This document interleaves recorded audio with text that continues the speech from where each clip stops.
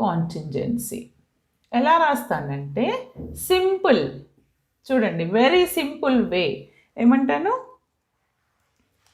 True true true, false false false, true false true, like that or anything.